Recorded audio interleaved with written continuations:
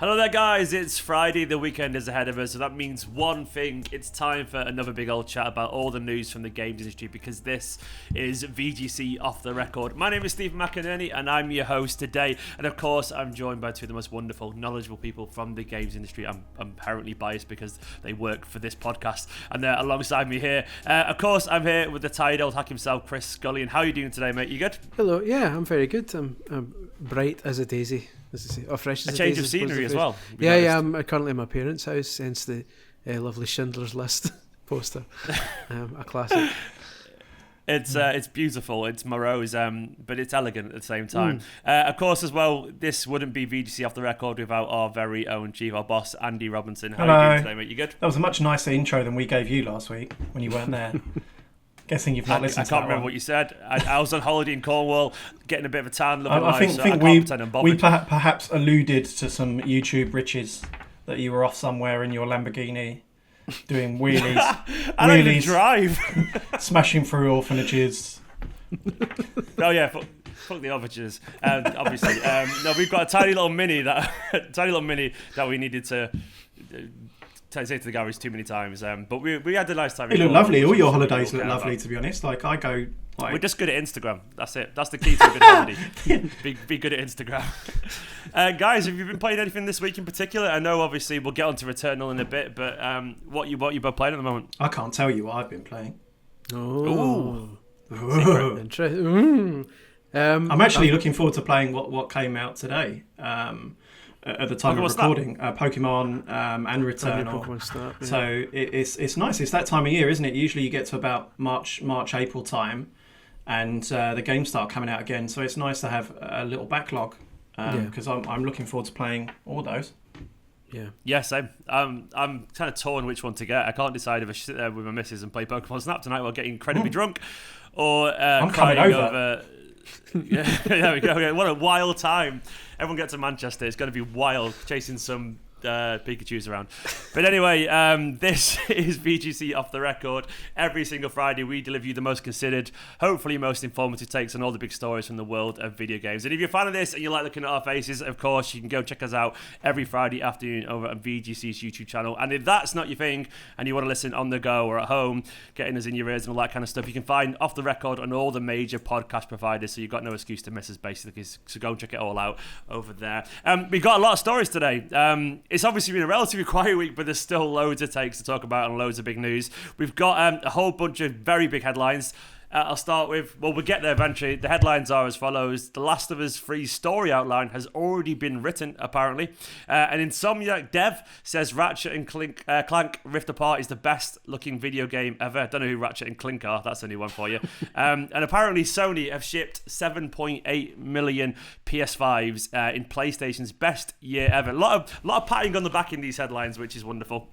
And it's also the launch of a big PlayStation 5 exclusive, as we just adhered to, Returnal this week. And apparently it isn't for everyone. But we're going to start initially with the Last of the 3 news. Last of Us 3 news. I've also got my audio playing back in my ear, which makes it very hard to do this, but I'm going to be a professional and crack on. And someone's getting phoned up. What's going on? That's my dad's phone. Maybe someone's maybe it's Insomniac trying to sue me for Ratchet and Clank. I'm gonna hold the podcast from my nans next week. We should play into this. We should lean into it. Definitely. Right, so I'm going to read this piece here. It says, a story outline has already been written for a potential third game in the Last of Us series, but it's not currently being developed. Naughty Dog's creative director Neil Druckmann revealed on the Script Apart podcast, as transcribed by IGN, that an outline detailing what happens after the second game already exists, and that he'd like to see it being made into a game one day. Druckmann explained, I don't know how much I want to reveal, but co-writer Hallie Gross did write an outline for a story that we're not making, but I hope one day it can see the light of day. That explores a little bit of what happens after this game. We'll see. Druckmann also suggested that the studio is currently in the process of deciding which project to work on next. After we finish one of our big titles, we take a long time to explore different ideas, whether it's going to be The Last of Us 3, whether it's something new, whether there's some old franchise we want to go back to. And of course, that's not where the world of The Last of Us ends at the moment. We all know that, according to reports from Bloomberg, a remake, obviously a massive clamour for a remake apparently, of The Last of Us is being made, and of course there's a TV show in the works which is going to be beginning filming on the 5th of July. But Gentlemen, Andy, what do you make of this story? I mean, this is miles away. It's going to be a thing away, isn't it, in the first place? Would you be excited for a Last of Us 3? Oh yeah, absolutely. I don't really. Well, I guess I do get the negativity around The Last of Us at the moment. Like, you get a lot of people hamming it up like, oh no, like as if it's bloody Daikatana or something, like, and not, one of the most accomplished, beautiful games, certainly in the blockbuster space, ever. I want it. Yeah, I absolutely adored it. I mean, don't get me wrong, it wasn't a perfect game. I had my issues, but that's what makes any piece of entertainment or art interesting, right? That it's people kind of take different things from it. That it's contentious. I like that about it. So yeah, I am glad that they're kind of at least exploring a third one. I guess, like, a lot of people, the answers you see from a lot of people I've seen online is that I want to see them kind of try a new IP. But I guess my concern is that, for me, The Last of Us makes Uncharted look so damn basic that I think they'd be totally wasted if they went and did like another Uncharted type game. Like, I mean, can you even conceive of them going back and like doing a Jak and Daxter now? Like, it just seems like primitive, right? Like, just going back to the Hollywood kind of like flat Indiana Jones murdering a million guys, Nathan Drake stuff. It just feels like really played out. So I guess that's my concern, is that I'd rather see them stick to kind of more narrative-driven games from now on. I guess the concern as well, there was some comments from their co-president recently, it's Evan Wells, isn't it, I think, about how historically they've kind of had a lot of difficulty in getting the studio to a point where they can work on multiple games at once. Which is why you've seen, especially, like, I think The Last of Us Part 2 took almost 10 years to come out, right? Since the previous one. I mean, they worked on... So the point he's making is that if we're working on Uncharted 4, everyone has to stop working on Last of Us 2 and then go and finish that and then come back again, which is understandable. But you look at a studio like Insomniac, another first-party PlayStation studio, they've clearly nailed it in terms of their production. Because they're pumping out games left, right and centre, and they're not half-baked either. They're proper productions, right? I mean, we're seeing Ratchet and Clank now coming less than 6 months after Spider-Man, coming less than... When did the previous Spider-Man come out? Maybe like 2 years before that? I mean... 2018, wasn't it? Yeah, I mean, the guys are shit hot in that regard. So I guess there's a part of that as well with their consideration, is what do we want to work on for the next 6-7 years? Because... that is another thing, right? That guys, consumers perhaps don't consider, is that these guys are probably bored to hell with The Last of Us by now, especially if they worked on the first 2 games. Yeah, that's a big chunk of your life. I mean, you see a lot of key creatives leaving these AAA studios because that's their consideration now. They're like, do I want to work on 2 games before I retire, or do I want to go and be an indie and work on like dozens or something? Yeah. Did you guys saying that though? Because I mean, you're right in terms of the individuals might not like it, but the studio's going to be like, well, this is what made us our millions. This is what made us an awful lot of money. And I can imagine Sony are like, oh, that's cool, man. Go and make a little indie game. I'm sure they're going to be like, nope, I'm sorry, this is the beast that you've made and cultivated, and it's massive. Go make Last of Us 3. Go make Uncharted 5. No, I don't think defend Uncharted 4 simply because it's brilliant. You know it is. But I played it during the lockdown, and it just hit different. Oh, it's an amazing game. It is an amazing game, but it is sort of like. I'm trying to think of a comparison. It is sort of like getting Spielberg to go and do like CBBS. Isn't he getting Spielberg to do Indiana Jones? Literally. So Indiana Jones is better. Indiana Jones is better than Uncharted. Uncharted to me does feel like what you just said. Like the last 2, I think, were unnecessary installments. 4 is a brilliant game. I absolutely loved it. It's polished to hell. But that did feel like a game that was like, guys, we have to keep doing Uncharted games here. Do another one. I mean, there's already plenty of rumours going on that around that it sounds like there is another Uncharted being made with an external studio, because it does appear to me that is a sort of franchise that Sony is not willing to let die off. Right, it makes the money. It's a kind of tentpole IP for the brand. Uncharted needs to keep coming. That does feel cynical to me. Would it not be better though? Because in my opinion, you could tell that Uncharted 4 was better because The Last of Us existed, you know. So is it not a case that they feel like actually they could do an Uncharted 5 even better than The Last of Us, Chris? Uncharted 4. Because of The Last of Us 2 and because of The Last of Us, and because they're obviously a better studio, they're more experienced than they were back then. They were very experienced anyway, but you know what I'm getting at. They've mastered their craft hugely. Yeah, you obviously learn from every new thing you work on, that you pick up tips along the way, and nobody ever perfects their work. So with every new release they bring out, obviously as technology improves along the way as well, they learn tricks that they can then apply to the next title. So I have no doubt that another Uncharted would look and play better than the previous one. But it's like Andy says as well, you wonder if at some point there becomes some fatigue in there where they're just doing the next Uncharted and the next Last of Us, next Uncharted, and you wonder if it eventually gets to the point where there's almost like a transfer window at some point, and some people just leave and go somewhere else, and they bring in staff from elsewhere who maybe were big fans of The Last of Us and are like chomping at the bit to work on it. And maybe there might be a point coming in the future where the staff maybe is refreshed a bit, and that maybe can kind of spur the studio on to make another one without people just saying, I'm sick of doing Last of Us. Actually get people what do you want to see? Are up for it.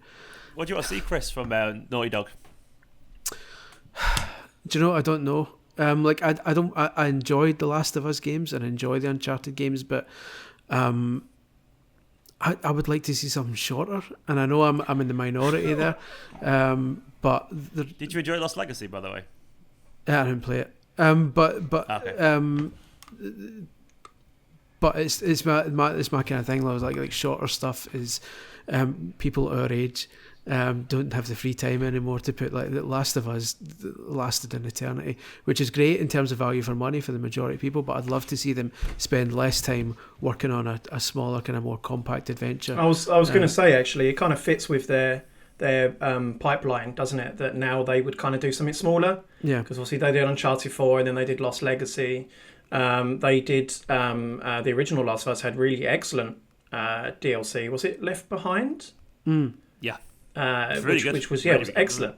Yeah. So I do think that would be a good fit if they did a smaller release, perhaps about Abby, which would also boil the piss for lots of people on the internet, which is great. Bring it on. Yeah, exactly. But yeah, I agree with Chris. Yeah, Last of Us was. I mean, I actually adored Part 2, but it was 6 hours too long. Like it's another one of those games where it seems to be an eternal battle. Obviously, it does become an age thing when you're older, what have you. But it's not just about time; it's also about patience. Because if I was, I remember like when I was, say, the original Assassin's Creed sort of games, I was in my young 20s, like low 20s. I'd sit and play those games for 40 hours. Whereas now, it's nothing to do. It's not just to do with the time. It's to do with the fact I've done this so many times before. You've stretched 10 hours of gameplay into 40 by putting the goat I need to rescue over the other side of the map. Like, that's not fun, right? And that is what, to be fair, that is what a game like Uncharted does really great.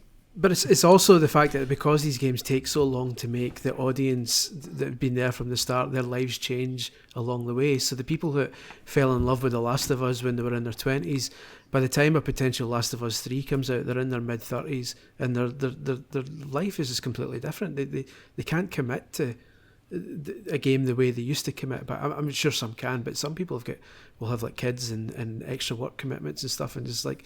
It starts to feel like, well, this is going to be an undertaking rather than, I'm going to put a weekend away to hammer through this. Like, some people just don't. I mean, my bigger issue with the length of Part 2 was that it is what I was saying there, is that it just felt like they'd stretched it out longer than it needed to be. Potential spoilers here for anyone who's not played it, so skip across. But obviously, you play through the Ellie section and then you do it all again with Abby. And I see why they've done that in terms of the feeling they were trying to kind of create within the player. But it did get to a point where it's like, yeah, I get this now. I am literally doing the same stuff. Yeah. For me, it was once again spoilers. So if you've not been paying attention to The Last of Us, switch it off for about 30 seconds here. It was right near the end as well when you're going to try and find Abby and Ellie's revenge mission. I felt like that just dragged on when they introduced a new antagonist as well. That gang at the end. Oh, I'd love that bit. I just don't care. I would have cut all the stuff before it. So you want them to cut out the boss fight and all the fun confrontation, but keep the bit where Abby's just going through a building. I didn't care about the biker gang. I didn't care about that. Like, I didn't care about going through all the houses. It did feel a bit odd, didn't it? But that to me, again, that feels like something that's clearly like setting up some sort of spin-off. Like, you could imagine you could play through 6 hours of that with Abby, and then probably an epilogue afterwards as well, wherever she kind of boats off to. I want that. I definitely want that. As I mentioned Lost Legacy earlier, that was about 12 hours long, Lost Legacy, and I absolutely loved it. You could tell they were just having fun with that.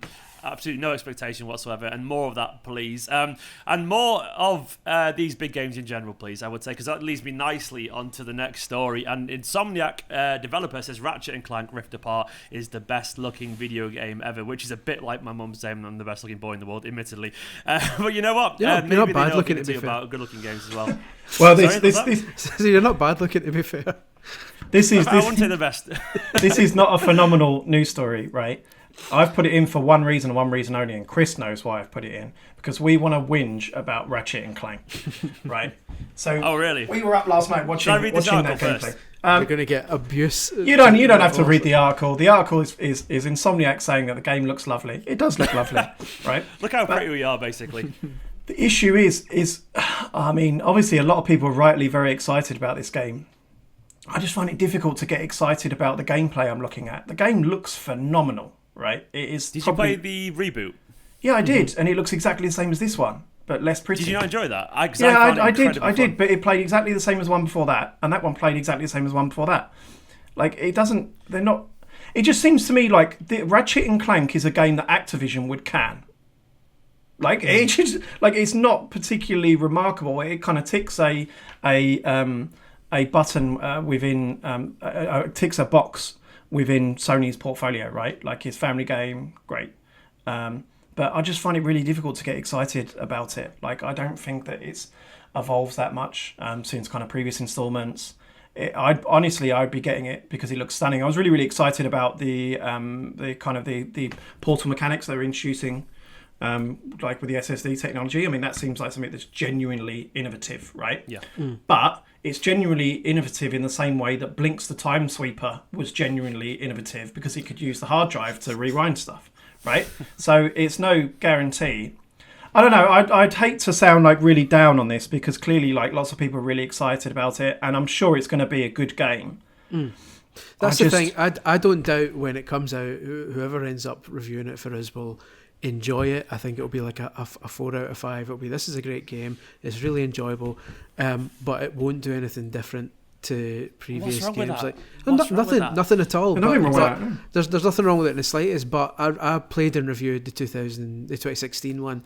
Enjoyed it at the time. Said this is a great game. But like 2 weeks later, if you'd asked me about it, I couldn't tell you a single thing about it. I instantly forgot it as soon as I'd finished it. And this looks similar. Like, none of the characters seem like they're going to be very memorable and stuff. But I appreciate, again, this might be an age thing. I appreciate there are people who grew up playing the entire series on PS2 and PSP and so on, and so I get that there may be people more heavily invested in it than me. But for someone like platformers is my favourite genre by a mile. So I'll play it and I'll undoubtedly enjoy it. But the stuff they were talking about as exciting new features last night in the state of play it was just like, what, so he can do a wall run now, like the Hulk in Avengers, and he can do like a dash, like. And I was saying to Andy last night, I said, this looks like Returnal. This looks like a cartoon version of Returnal. The bits was just constantly pumping bullets into enemies and doing like a dash every now and then. I was like, this is Returnal, but I mean, there's nothing wrong with that. It's just, it doesn't seem to do anything massively innovative, and even jumping the portal thing, jumping to different worlds, is just like an elaborate way of just loading the next level. And yeah, it looks. I just think that Ratchet and Clank is generally a bit overrated. I think if it wasn't a first party title, we wouldn't be giving it wouldn't receive such reverence, right? Like it's like Chris says, is this genuinely going to be a better game than Crash 4, which is a great game, by the way? You know, and again, there's a lot of great platformers that won't reach that level. Yeah. Which is fine, but I just get, if this was an Activision game, people would be like, oh yeah, it looks right, doesn't it? Why do people care about it more than Ty the Tasmanian Tiger? Is what I want to know.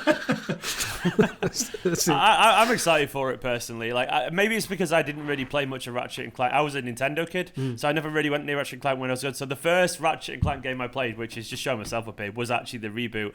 And I didn't know much about it. I had no expectations. Well, I didn't know a lot about it, but I'd never played it because I was always like, when I was at school, I was like, if you were a Nintendo kid or a PlayStation kid, you essentially you doubled down. And I had Jet Force Gemini, which was my version, and probably not. Well, some people would say as good actually, but. I enjoyed the 2016 one. I think it does look beautiful, by the way. I don't think they're wrong with the headlines. I can imagine it's going to be an absolute stunning game, and I'm sure we all had which, as I think it was Stevenson said, he played it at home on his 77-inch OLED. I mean, if we all had that, I'm sure we all be very happy as well. I certainly haven't got a 77-inch OLED. I can imagine it's going to be beautiful. And one thing I will say is it's probably going to be nice to have a PS5 exclusive game as well, because obviously there's not been loads so far. There's one we're getting onto soon, but I'm looking forward to it.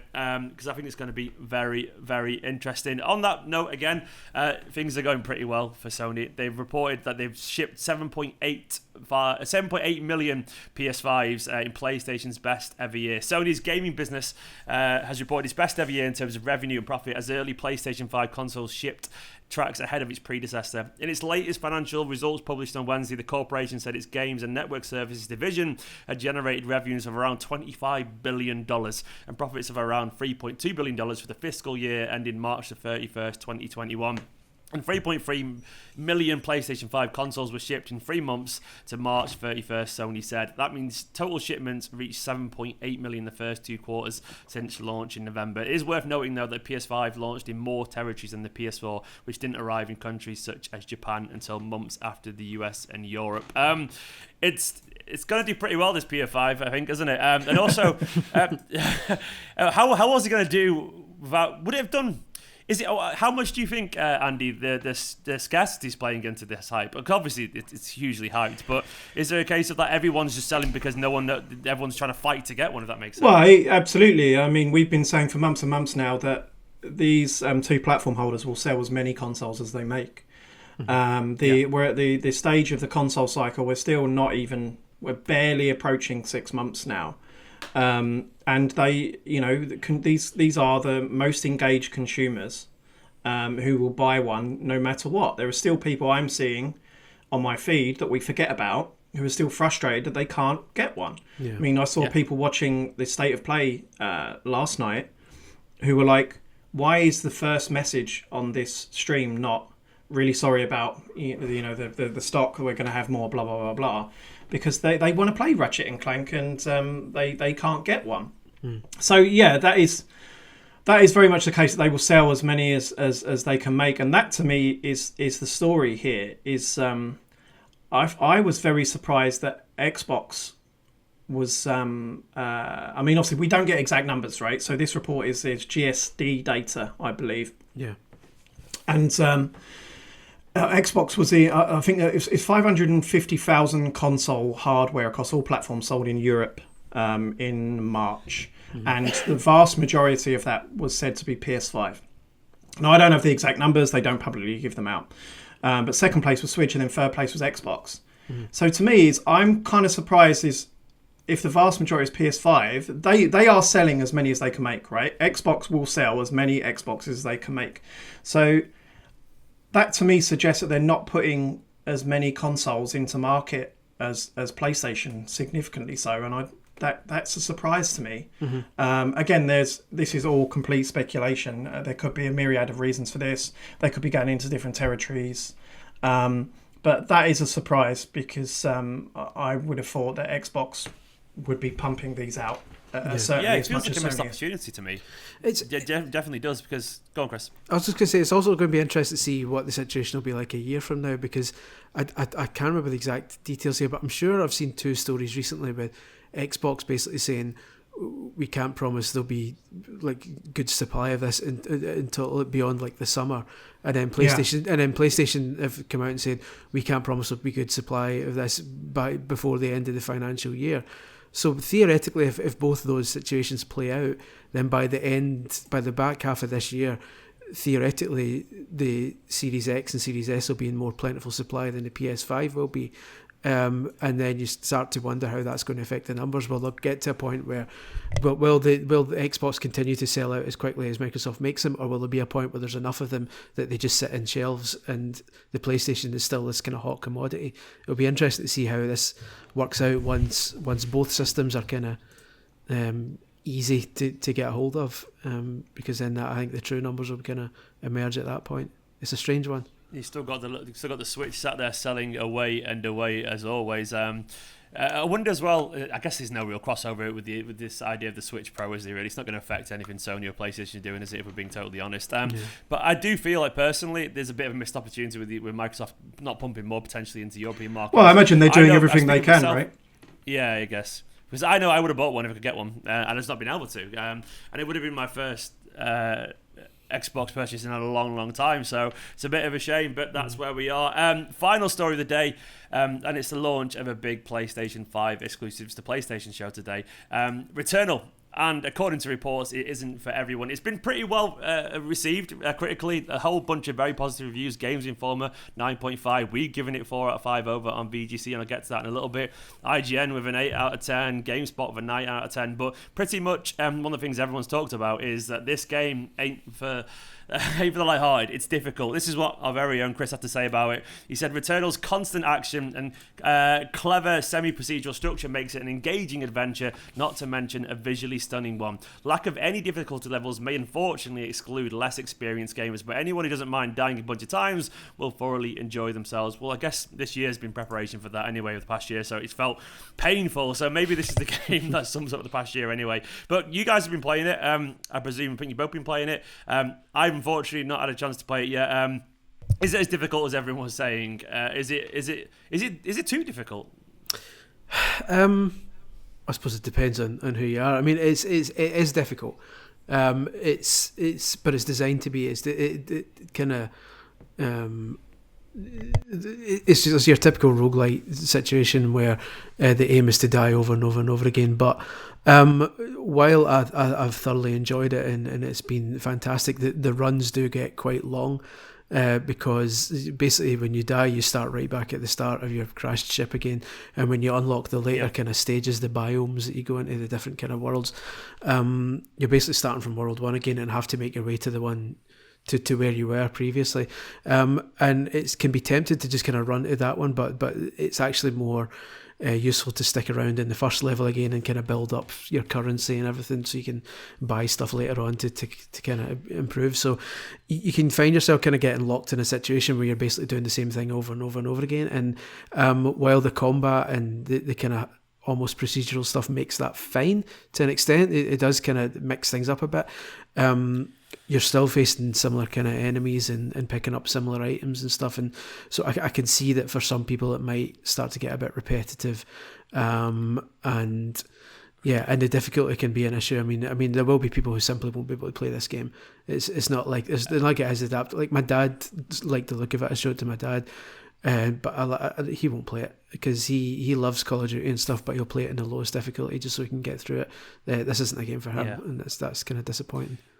Am I right in saying you can't save during runs? So that's the thing that might be quite divisive, I reckon. Because I don't mind dying again, but if I literally have to complete a run before getting back, get to the next, that seems. How long are the runs, by the way, between biomes? It depends. I mean, I had runs that took up to like 90 minutes, a couple hours. Like if you don't die, then you kind of keep going. So yeah, if you've kind of got to rely on the rest mode working out, like if you're playing, I mean, and on occasion that doesn't work for me, and I've had it crash on a few occasions as well, and I guess it's just the PS5, I suppose. Although apparently there was a day one patch that fixed some bugs and stuff, but you wouldn't believe the language I came out of. When I've been playing it for an hour and a half, and then suddenly it crashes and your run's stuffed at that point. You're like, oh fuck. So yeah, it's It's a weird one. It does a lot of things right in terms of roguelites, but there are also some kind of issues with it that maybe mean it's not Game of the Year material, but that's like only a few games can boast that. It's certainly still an excellent game. But yeah. Andy, what does this do for Housemarque now? Because obviously they had an excellent reputation, but this feels almost like a step towards that big budget kind of like AAA studio kind of vibe, and it's had an awful lot of promotion as well from over the past week from Sony as well. So they are pushing it a little bit. Of course, it could be a little bit crowded by the Ratchet and Clank thingy last night's state of play, but could this be a bit of a turning moment for Housemarque in terms of the expectation on them now? Because we saw it with Guerrilla a little bit with Horizon Zero Dawn. Maybe, yeah, I think so. Yeah, I mean, Sony have been working with Housemarque. So they're a Finnish studio behind. Traditionally, they do like 2D arcade shooters like Superstars HD. They've been around since the late 80s under a different name, but they've been working with Sony for the last 15 years now. I think this is their 9th PlayStation exclusive. I would have thought they would have got to. I mean, without looking at the credits, I'm pretty sure Sony's ex-dev studio worked on this game, so they would have got here with a lot of assistance from PlayStation. And I think it's going to do well. I think the reviews have been great. I mean, even if it is a genre that isn't for everyone, I think that those that it does click with, it's going to be really fondly received. And you could already see that there would be demand for another one, right? Mm-hmm. These sorts of unique first-party titles tend to build a fond audience. So I certainly could see them pumping another one out. Yeah. And let's face it, this is the perfect time for it to be releasing as well, because we're at the stage now, months and months after the PS5 launch, and people who are lucky enough to get one are just like desperate for something new, because there's always a kind of, like I say in the review, there's always a lull after post-launch and of a few months, but because the pandemic's been kind of delaying lots of stuff, the lull has felt longer than usual. We're talking like nearly 5 months now, and other than Destruction All-Stars, there hasn't been like a really good first-party exclusive on PlayStation yet. There hasn't been much on Xbox either, to be fair. We had the Medium, and that's more or less it, but this is like the first kind of big one that PS5 owners who've had the console since launch and have been waiting for something new can finally say, well, here's something, and by all accounts it's not going to be over in 5 hours, certainly not. So there's something I'm going to get my money. It's expensive, but I'm going to theoretically get my money's worth out of it. So it's a perfect time to be launching as well. So yeah, I agree. I definitely think it's going to do well. This kind of leads me, leads me quite nicely onto the AskVGC section, because Keith Andrew replied with a question. He said, PS5 is currently selling out constantly. Likewise, the Series X, and Game Pass is flying. Both doing so until this point without too many big next-gen exclusives. Do launch lineups even matter anymore in this era? I'll go to Andy for that one. No, because as I kind of alluded to earlier, early adopters, the most engaged kind of consumers are going to buy these machines at launch. And it's been proven time and time again that it doesn't matter what games they launch with, everything is going to sell out. I mean, the PlayStation 5's launch lineup was fantastic. Xbox didn't launch with anything. It pretty much didn't. And they both sold out. And Microsoft knows obviously Microsoft have got a different strategy, right? That's not kind of hardware centric, fine. But I think the biggest example is a Dreamcast had one of the best libraries of any consoles ever. PS2 came out with Tekken Tag 2 or whatever it was and just like destroyed it. PS2, I'm trying to think of other examples. I think Nintendo GameCube had one of the best launch lineups ever in the US. Rogue Leader, Luigi's Mansion, Wave Race Blue Storm. I think within a month of that, there was Smash Brothers, Pikmin, bombed on its ass. Yeah, pretty much. You're selling. These people are selling. Also. These guys are selling an idea and a concept to consumers, right? It's not, in that early stage about PlayStation. It's all about, power and the controller and, the speed of access and, those kind of buzzwords. Mm-hmm. I don't think anyone's like, it would have gone, well, not many people who would have fallen into that, early adopter category anyway would have gone, I don't really like Spider-Man, so I'm not going to get it. They would have got it anyway and waited for, whatever they want to turn up. I forgot to ask Chris, did Returnal feel next gen for you? Because it obviously looks absolutely beautiful. You can tell they're making the most of that extra hardware. But how did the adaptive triggers feel? Because they've really put a bit of time into that, haven't they? Yeah, the triggers. I mentioned last week about the triggers kind of feeling like GameCube triggers in a way because of the adaptive thing they put in it. Yeah, it felt good. It felt. They're doing this trick that a lot of games seem to be wanting to be doing now with the rain. You can feel the rain falling, and it's like, yeah, I get it. And this is like the new generation's lens flare.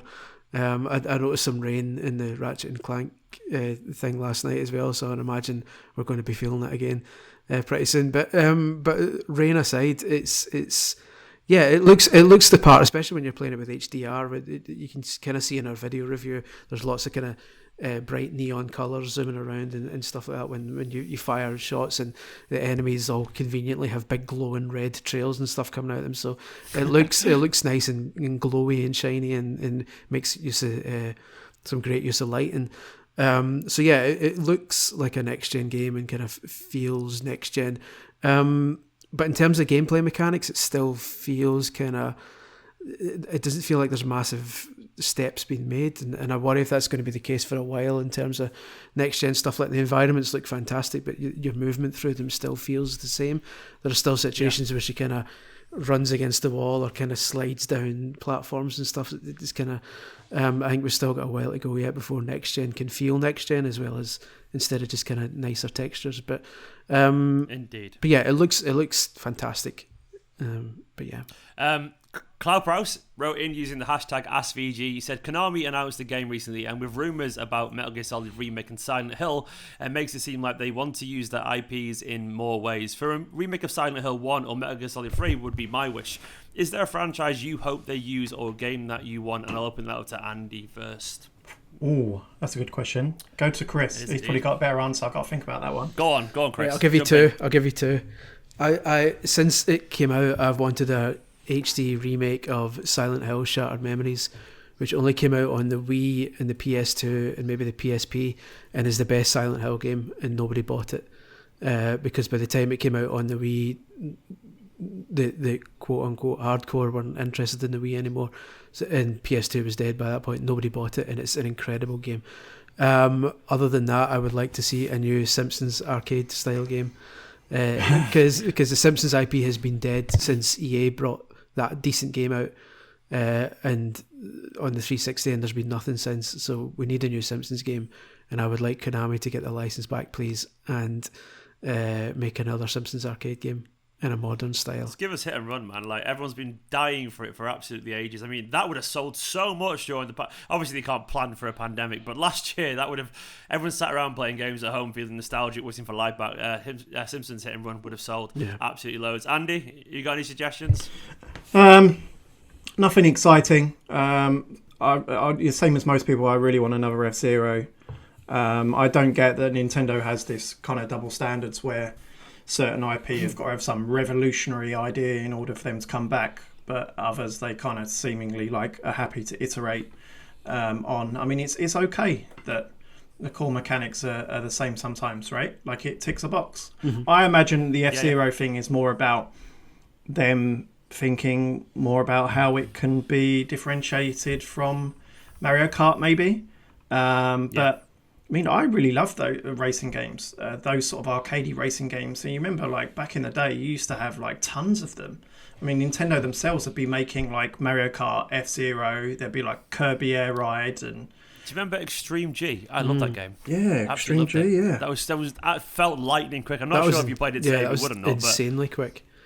If we're talking out with Konami, then Ridge Racer all day long we need a new Ridge Racer. That used to be the tradition that when a new PlayStation came out, you bought the new Ridge Racer alongside it, and that was the game that showed off how great your system looked.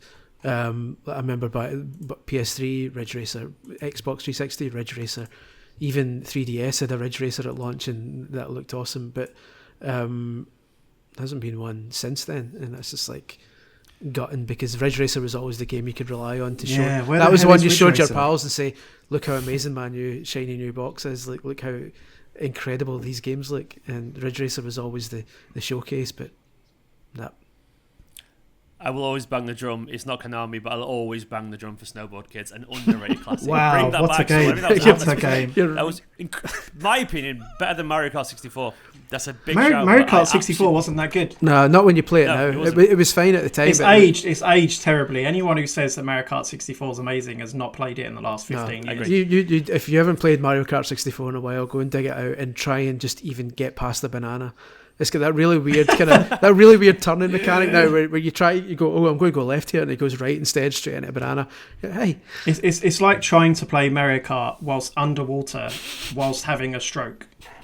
Like it's horrendous. Whereas Snowboard Kids, an underrated classic. Bring it back, Atlas, or whoever even owns Atlas. But is it better than 1080p though? 1080p, 1080 snowboard. I thought it was more fun. I remember sat there playing 4-player with my parents and my family and absolutely loving it. 1080p was brilliant though. It was about 4 courses though, wasn't it, for what I remember? That's my fault for saying. Felt small. That's my fault for saying 1080p instead of 1080 snowboarding, because now we're talking resolutions. Oh yeah, that's my fault. Not 1080p. 1080 and 1080p would be amazing. Also, by the way, I'd be really up for the idea of a proper remake of Metal Gear Solid. I know that's probably going to happen, but a proper remake, not like because I'm actually one of those rare people who's excited for the film, allegedly with Oscar Isaac as well. I think it'd be funny if they got it right. Probably terrible, but I think it'd be kind of fun. And I'm all for bad games films because I just enjoy them. Daryl Baxter also wrote in using the hashtag AskVGC, said, random one, but do you think we'll see VR on a Nintendo console again by the end of this decade? Well, we kind of had it briefly, didn't we? But I never had it, but it looked a bit naff. But do you reckon, Chris? Nah. I mean, no, I don't see either. They did it with the Labo, and it was actually really quite cool, some of the stuff they did. Oh, was it? Like they had some really clever like mini games and stuff with it, and it kind of gave you that kind of wee taste of if Nintendo really tried with this and put their kind of Nintendo magic on it, this could be something amazing. But I think it's still too niche. I don't think they'll do it. It was a fun toy for them to kind of get their staff to experiment with and make nice kind of fun wee mini games and stuff with it. But no, I don't see them committing. Do you know what made me sad that Nintendo VR does exist? Rescue Mission, Astro Robot's Rescue Mission, because that just felt like a Nintendo game to me, like the charm and all that kind of stuff. Yeah. And that was first time I played that. It felt like a step, forward. It kind of genuinely, I felt so excited by that, and I thought, imagine this was Mario or something like that with that charm and that level. But I can't really see it. Can you, Andy? I feel like Nintendo back off a little bit. No, I mean Nintendo are all about accessibility, right? And VR really couldn't be less accessible currently. Not just in terms of the cost, the hardware power required, the bloody wires. It's a pain in the arse. Like I mean, okay, you're starting to see stuff like the Quest with the Quest 2 now. We're genuinely making big strides forward, and I would love to see what Nintendo do in that space if they took it seriously. Mm-hmm. Yeah. I mean, okay, never say never, but right now it doesn't seem to me like a thing that they would go for, because there's a big barrier to entry with that. I mean, let alone that there'll also be like a number of players who just won't be able to play VR games, right? Like they just feel sick or what have you. That's the thing. Their big IPs don't fit well with VR. Like they added VR mode to Odyssey and stuff like that, and to Smash Brothers, but all it meant was the Odyssey one, your VR was just kind of stuck in the middle of an arena, and Mario just kind of ran away into the distance and just ran around you basically. You can't really do anything with this. And Smash Brothers was just you kind of looking at the stage from a distance. Like Zelda wouldn't work, F-Zero wouldn't work, Mario Kart wouldn't work, because they would all make people motion sick. A percentage of people, and like Andy says, that's not, Nintendo wouldn't entertain anything that would immediately have people saying this is bullshit. I mean, they had enough of it with 3DS, with all the kind of scare stories coming out saying it'll make your kids blind before it came out. They're not going to go anywhere near that again. So yeah. And why would they need to? They could just put, I don't know, Twilight Princess out remastered, everyone will buy it anyway. So they don't even, let's be honest. So anyway, guys, that brings us to the end of this episode of VGC Off The Record. Don't forget, if you're watching the video, there's an audio version over on all the major podcast providers. And if you want to see our faces the other way around, you can find us on VGC's YouTube channel. Thank you for guys, Andy, Chris, thank you so much for coming on. Thank you, great to speak to you, mate. I say coming on, it's your channel. For now, though, don't forget to like, comment, subscribe, all that kind of stuff, and we'll see you next week for another episode of VGC Off The Record. Have a wonderful weekend.